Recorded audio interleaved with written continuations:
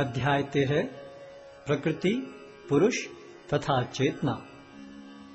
अर्जुन ने कहा, हे कृष्ण, मैं प्रकृति एवं पुरुष, क्षेत्र एवं क्षेत्रज्ञ तथा ज्ञान एवं ज्ञेय के विषय में जानने का इच्छुक हूँ।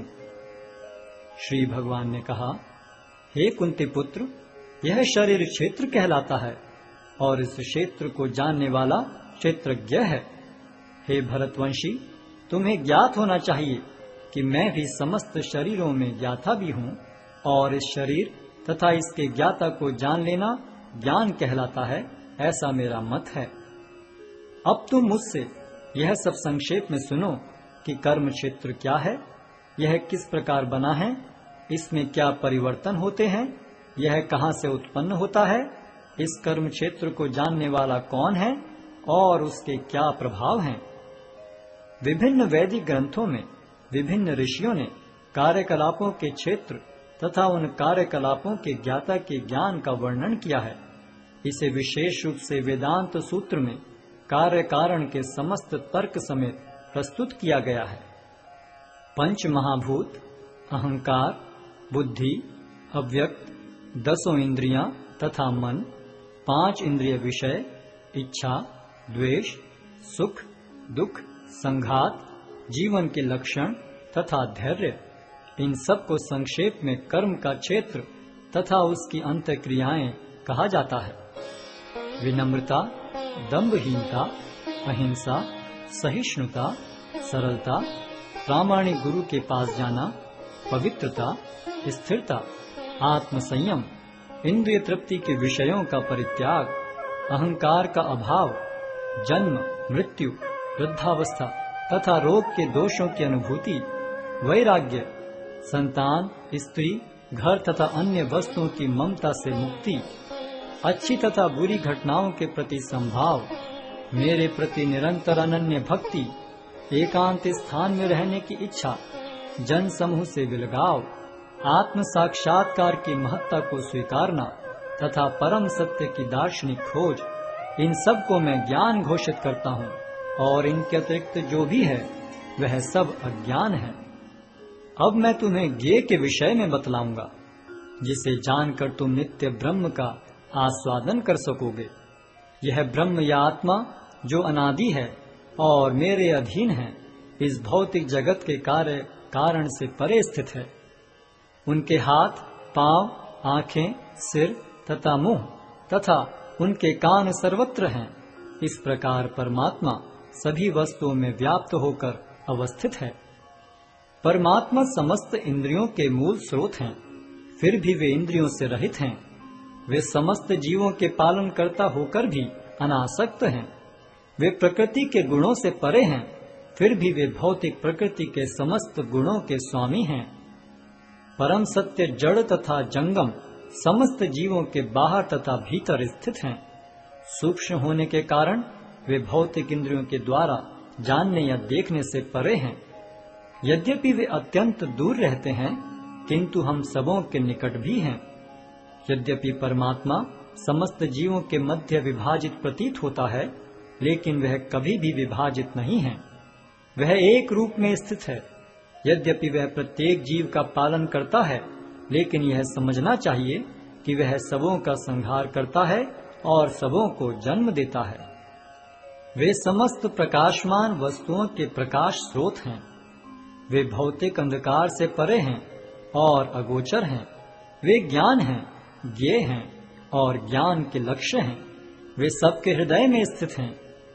इस प्रकार मैंने कर्म क्षेत्र, ज्ञान तथा ज्ञेय का संक्षेप में वर्णन किया है।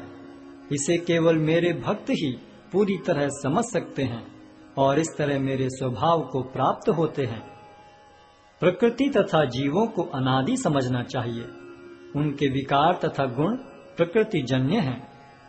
प्रकृति समस्त भौतिक कारणों तथा कार्यों की हेतु कही जाती है और जीव इस संसार में विविध सुख दुख के भोग का कारण कहा जाता है। इस प्रकार जीव प्रकृति के तीनों गुणों का भोग करता हुआ प्रकृति में ही जीवन बिताता है। यह उस प्रकृति के साथ उसकी संगति के कारण है। इस तरह उसे उत्तम तथा अधम योनियां मिलती रहती हैं। तो भी इस शरीर में एक अन्य दिव्य भोक्ता है जो ईश्वर है, परम स्वामी है और साक्षी तथा अनुमति देने वाले के रूप में विद्यमान है और जो परमात्मा कहलाता है। जो व्यक्ति प्रकृति, जीव तथा प्रकृति के गुणों की अंतःक्रिया से संबंधित इस विचारधारा को समझ लेता है, उसे मुक्ति की प्राप्ति सुनिश्चित है। उसकी वर्तमान स्थिति चाहे जैसी हो, यहाँ पर उसका पुनर्जन्म नहीं होगा। कुछ लोग परमात्मा को ध्यान के द्वारा अपने भीतर देखते हैं, तो दूसरे लोग ज्ञान के अनुशीलन द्वारा, और कुछ ऐसे हैं जो निष्काम कर्म योग द्वारा देखते हैं। ऐसे भी लोग हैं जो यद्यपि आध्यात्मिक ज्ञान से अवगत नहीं होते, पर अन्यों से परम पुरुष के विषय में सुनकर उनकी पूजा करने लगते हैं। ये लोग भी प्रामाणिक पुरुषों से श्रवण करने की मनोवृत्ति होने के कारण जन्म तथा मृत्यु के पथ को पार कर जाते हैं। हे भरतवंशियों में श्रेष्ठ, यह जान लो कि चर तथा अचर जो भी तुम्हें अस्तित्व में दिख रहा है, वह कर्म क्षेत्र तथा क्षेत्र के ज्ञाता का संयोग मात्र है। जो परमात्मा को समस्त शरीरों में आत्मा के साथ देखता है और जो यह समझता है कि इस नश्वर शरीर के भीतर न तो आत्मा न ही परमात्मा कभी भी विनष्ट होता है, वही वास्तव में देखता है। जो व्यक्ति परमात्मा को सर्वत्र तथा प्रत्येक जीव में समान रूप से वर्तमान देखता है, वह अपने मन के द्वारा अपने आप को भ्रष्ट नहीं करता। इस प्रकार वह दिव्य गंतव्य को प्राप्त करता है। जो यह देखता है कि सारे कार्य शरीर द्वारा संपन्न किए जाते हैं, जिसकी उत्पत्ति प्रकृति से हुई है, और जो देखता है कि आत्मा कुछ भी नहीं करता, वही यथार्थ में देखता है। जब विवेकवान व्यक्ति विभिन्न भौतिक शरीरों के कारण विभिन्न स्वरूपों को देखना बंद कर देता है और यह देखता है कि किस प्रकार से जीव सर्वत्र फैले हुए हैं, तो वह ब्रह्म बोध को प्राप्त होता है। शाश्वत दृष्टि संपन्न लोग यह देख सकते हैं कि अविनाशी आत्मा दिव्य, शाश्वत तथा गुणों से अतीत है।